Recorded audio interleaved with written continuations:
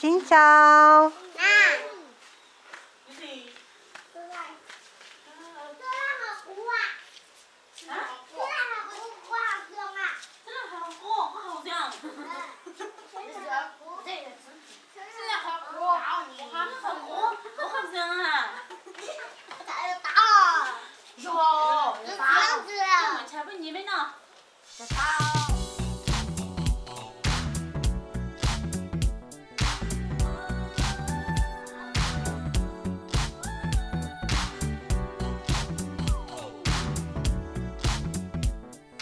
Salimos de Sapa con una niebla muy densa y mucha humedad.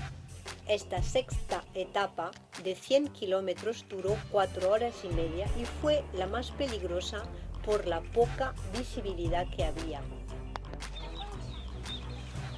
Mientras el capitán de la Petite Marie vuela el dron, me fijo que hay un camino de tierra que desaparece en la vegetación. Voy a curiosear, como siempre, y descubro una pequeña aldea muy humilde. Veo a una mujer lavar la ropa con los pies. El agua, por supuesto, estaba helada. Otra lavando y cortando la verdura en la fuente para hacer la comida. Niños jugando y, sobre todo, compartiendo una manzana. Me atreví a entrar en una casa. En el fuego había una enorme sartén con maíz, solo maíz. Y una niña estaba sentada muy concentrada en un banquito de madera mirando dibujos animados en la televisión. Yo pasé delante, ni se percató que estaba ahí. Fue un momento inesperado, improvisado y de una autenticidad absoluta.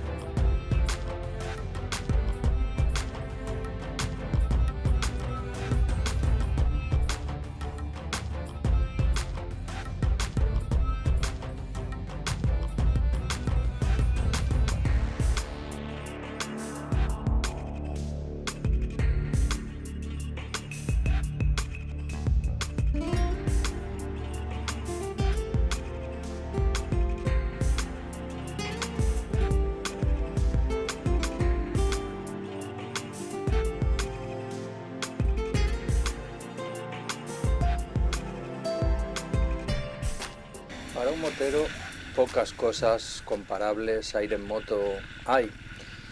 Y en esta ruta nos tocó niebla.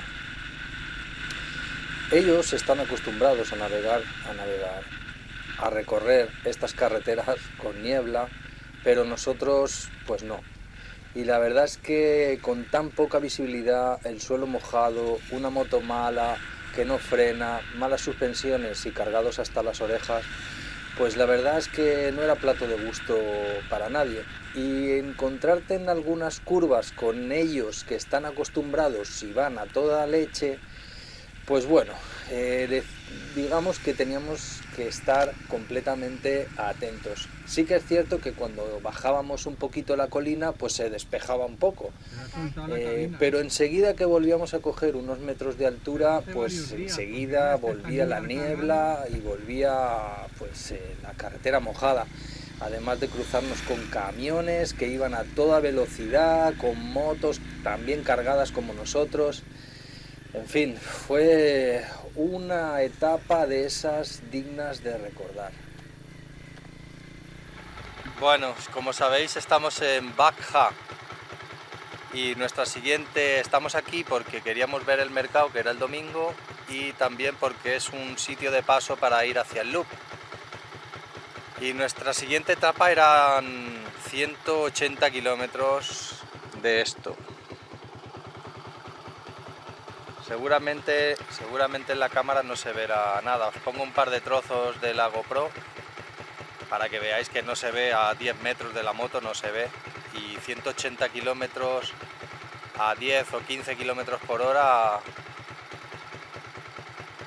son 12 horas. 12, 10, 12, 14 horas de moto. Por un puerto de montaña, cargado con las mochilas y todo lleno de humedad y fíjate que mira esa moto, ya no se ve. Así que lo más seguro es que nos vayamos sin ver el loop, porque esto no va a levantar en menos de una semana y va a ser imposible. Perderíamos una semana. Así que nada, nos rendimos. Es la primera vez, ¿no?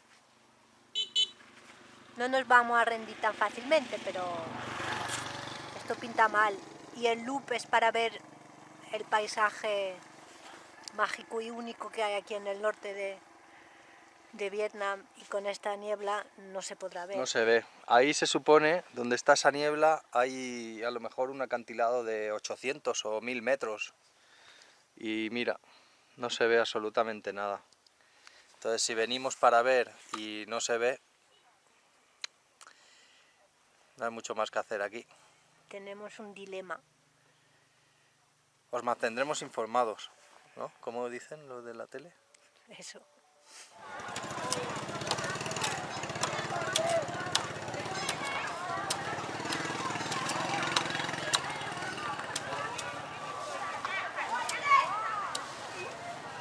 Đi chỗ này thả ra ngoài cây đó nha.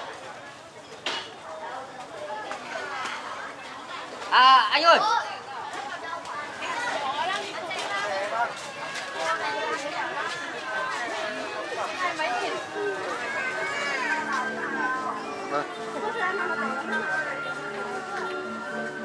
$250.000. Acabamos de comprar esto que nos va a ir genial, que tiene de todo.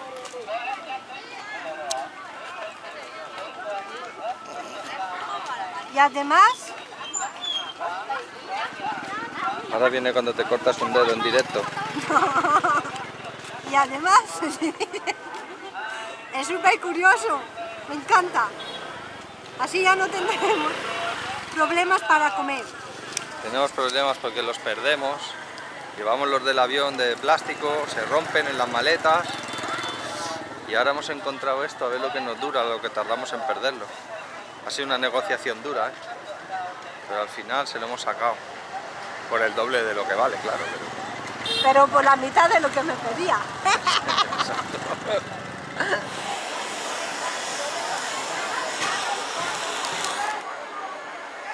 Soñamos con disfrutar de la esencia del mercado étnico de Baja desde que leí su libro. Por eso programamos la ruta del norte de Vietnam para estar aquí un domingo, día en que diferentes etnias bajan de los pueblos vecinos, bajan de la montaña, vestidos con los trajes tradicionales para comprar o vender. El mercado es muy grande y organizado por productos. Nos paseamos tranquilamente por él hasta perdernos. Nos mezclamos con la gente, examinando lo que hacen y cómo lo hacen. Disfrutamos muchísimo fotografiando los trajes de las mujeres, que eran muy coloridos, sus collares, increíbles color de plata, y sus maravillosos pendientes. Nos encantó también probar productos locales, pero para ser sinceros no nos gustó para nada los buñuelos. Incluso compré té verde por solo unos céntimos.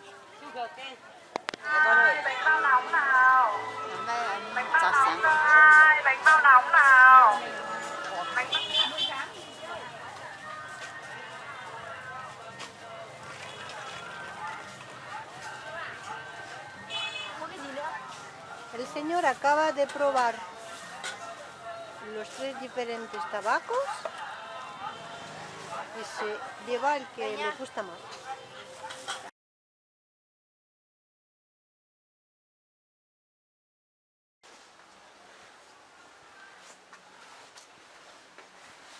Curioseando y puebleando por Baghdad, fuimos hasta el templo principal de la ciudad. Fue construido para conmemorar el mérito de luchar entre dos hermanos enemigos, Wu Van Mat y Wu Van Huyen.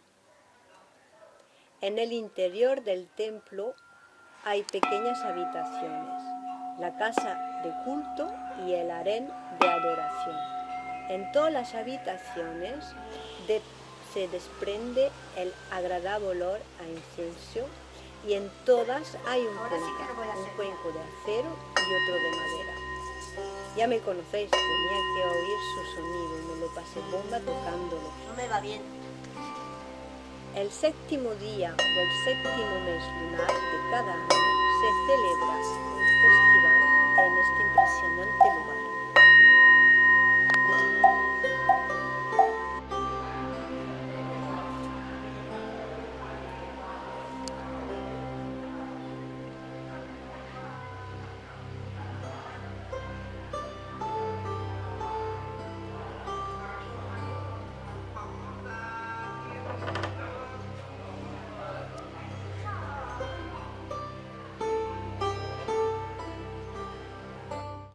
Nos acercamos al palacio que hizo construir Hoganah Thuong en 1914 para demostrar su importancia y su fuerza durante el régimen colonial. Tenía 3 mujeres, sus habitaciones estaban en la parte central de la casa y las habitaciones de los niños en las laterales. Disfrutamos de una bonita y interesante exposición de fotos en su interior, que es de diseño francés y chino con doctrina del Feng Shui.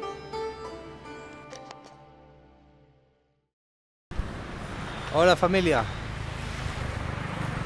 hoy hemos salido de Sapa y nos vamos a otro pueblo que está a 100 kilómetros, que no sé el nombre, pero hemos parado en Lao Cai. Esta es la estación de tren y autobuses de Lao Cai, donde en unos días, después de hacer el loop, una semana o una semana y media, volveremos aquí para cargar nuestra moto y cargarnos a nosotros en el tren y hacer un trayecto de a lo mejor 8, 10 o 12 horas en tren para no ir con la moto. Entonces, como hay bastante gente que lo hace, parece que es factible cargar la moto en el tren y hacerte una bajada importante y quitarte un montón de kilómetros. Hemos encontrado a alguien. Pues tenemos suerte. Ahora en un momento os voy a enseñar el tren. De hecho, hace un momento estamos en la estación de trenes de Lao Cai y entramos en las oficinas para pedir información y comprar los tickets. ¿Y qué nos encontramos?